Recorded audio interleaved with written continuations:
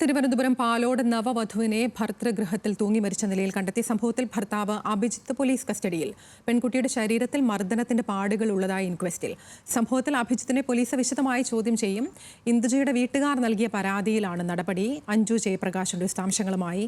അഞ്ജു, പ്രധാനമായും ഈ വീട്ടുകാരുന്നയിക്കുന്ന ആരോപണങ്ങൾ എന്താണ്? പോലീസിന്റെ അന്വേഷണം എത്തരത്തിലാണ് മുന്നോട്ട് പോകുന്നത്? അതിന് വാർത്തയുമായി ബന്ധപ്പെട്ട് ഇപ്പോൾ ഏറ്റവും പുതുതായിട്ട് വരുന്ന വിവരങ്ങൾ പെൺകുട്ടിയുടെ അതായത് ഈ പെൺകുട്ടിയുടെ ശരീരത്തിൽ മർദ്ദനത്തിന്റെ പാടുള്ളതായി ഇൻക്വസ്റ്റിൽ പറയുന്നതായിട്ടാണ് ഇപ്പോൾ കുടുംബാംഗങ്ങൾ പറയുന്നത്. ഈ തഹസിൽദാറിന്റെ നേതൃത്വത്തിൽ ഇപ്പോൾ ഇൻക്വസ്റ്റ് നടപടികൾ പുരോഗമിക്കുകയാണ്. നിലവിൽ കഴിഞ്ഞ ദിവസം രാത്രി തന്നെ ഇത്തരത്തിൽ ഈ കുട്ടിയെ മരിച്ച നിലയിൽ കണ്ടെത്തിയ സംഭവവുമായി ബന്ധപ്പെട്ട് ഈ മരണത്തിൽ ദുരൂഹതയുണ്ടെന്ന് ആരോപിച്ചുകൊണ്ട് പാലോട് പോലീസിൽ കുടുംബാംഗങ്ങൾ പെൺകുട്ടിയുടെ അച്ഛൻ തന്നെ നേരിട്ട് പരാതി നൽകിയിട്ടുണ്ടായിരുന്നു. അത്തരത്തിൽ തങ്ങളുടെ മകൾ ആത്മഹത്യ ചെയ്യത്തില്ല, മറ്റെന്തെങ്കിലും പ്രശ്നം ഉണ്ടോ എന്നത് കൃത്യമായി അന്വേഷിക്കണമെന്ന് പറഞ്ഞുകൊണ്ട് പെൺകുട്ടിയുടെ അച്ഛൻ നൽകിയിട്ടുള്ള പരാതി ഉണ്ടായിരുന്നു. ആ പരാതിയുടെ അടിസ്ഥാനത്തിൽ ഇന്നലെ തന്നെ പോലീസ് അസ്വാഭാവിക മരണത്തിന് കേസെടുക്കുകയും ഒപ്പം തന്നെ അന്വേഷണം ആരംഭിക്കുകയും ചെയ്തിട്ടുണ്ടായിരുന്നു.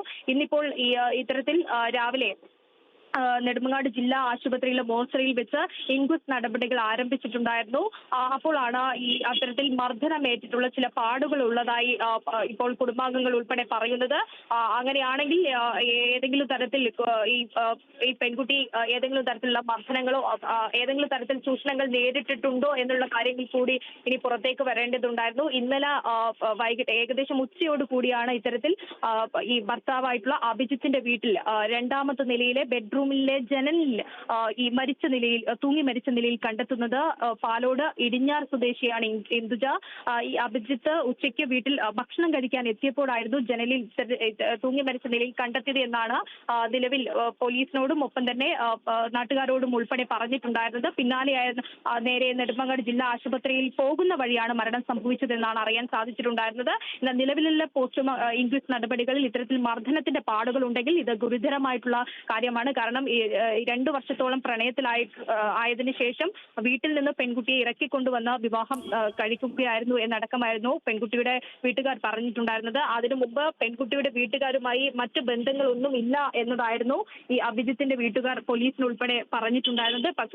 എന്നാൽ നിലവിൽ ഇപ്പോൾ ഈ മരണവുമായി ബന്ധപ്പെട്ട തങ്ങളുടെ മകൾ ഭർത്തൃ വീട്ടിൽ ചൂഷണങ്ങൾ നേരിട്ടിട്ടുണ്ട് എന്ന തരത്തിലാണ് ഇപ്പോൾ കുടുംബാംഗങ്ങൾ ആരോപണം ഉന്നയിക്കുന്നത്.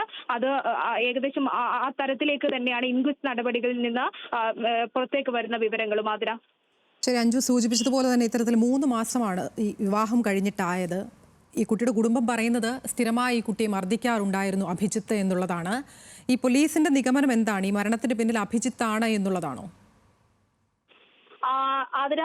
അതിന്റെ ഭാഗമായിട്ട് കൂടുതൽ ചോദ്യം ചെയ്യലിന്റെ ഭാഗമായിട്ട് അഭിജിത്തിനെ ഇന്ന് രാവിലെ തന്നെ പോലീസ് കസ്റ്റഡിയിൽ എടുത്തിട്ടുണ്ടായിരുന്നു വിശദമായ ചോദ്യം ചെയ്യലിന് വേണ്ടിയിട്ട്. അപ്പോൾ ആ ചോദ്യം ചെയ്യൽ ഒരു ഘട്ടത്തിൽ പുരോഗമിച്ചു കൊണ്ടിരിക്കുകയാണ് ഇപ്പോഴും എന്ന് വേണം മനസ്സിലാക്കാൻ. ഇത്തരത്തിൽ കുടുംബാംഗങ്ങൾ ഈ അച്ഛൻ ഇന്നലെ രാത്രിയോട് കൂടി തന്നെ ഈ മരണത്തിൽ അസ്വാഭാവികതയുണ്ട് എന്ന് ചൂണ്ടിക്കാട്ടി പരാതി നൽകിയിട്ടുണ്ടായിരുന്നു. ആ പരാതിയുടെ അടിസ്ഥാനത്തിലാണ് രാവിലെ വിശദമായ ചോദ്യം ചെയ്യലിന് വേണ്ടിയിട്ട് ഭർത്താവ് അഭിജിത്തിനെ പോലീസ് കസ്റ്റഡിയിൽ ചോദ്യം ചെയ്യൽ രാവിലെ തന്നെ ആരംഭിച്ചിട്ടുണ്ടായിരുന്നത്. അതിനിടയിലാണ് ഇപ്പോൾ ഇൻക്വസ്റ്റും നടപടിക്രമങ്ങൾ പുരോഗമിക്കുന്നതിനിടയിലാണ് ഇത്തരത്തിൽ ദേഹത്ത് മർദ്ദിച്ചതിന്റെ പാടുകൾ ഉൾപ്പെടെ കണ്ടെത്തുന്നത്. അങ്ങനെയാണെങ്കിൽ യുവതി ഇത്തരത്തിൽ ഭർത്തൃ വീട്ടിൽ നിന്ന് പീഡനങ്ങൾ ഏറ്റുവാങ്ങിയിട്ടുണ്ട് എന്ന തരത്തിലുള്ള കുടുംബാംഗങ്ങളുടെ ആരോപണങ്ങൾ ശരിവെക്കുന്ന തരത്തിലേക്കാണ് കാര്യങ്ങൾ നീങ്ങുന്നത്. ഇനിയിപ്പോൾ കൂടുതൽ ചോദ്യം ചെയ്യലിനിടയിൽ എന്തെങ്കിലും തരത്തിലുള്ള കാര്യങ്ങൾ പോലീസിനോട് ഈ മൊഴിയെടുപ്പിനിടയിൽ ഭർത്താവ് അഭിജിത്ത് പങ്കുവെക്കുമോ എന്നുള്ള കാര്യം അല്പസമയത്തിനകം തന്നെ അറിയാൻ സാധിക്കും. എന്തായാലും അഭിജിത്ത് സ്വകാര്യ വാഹന കമ്പനിയിൽ 3 മാസം മാത്രമാണ് ഈ വിവാഹം കഴിഞ്ഞിട്ട് ആയത്.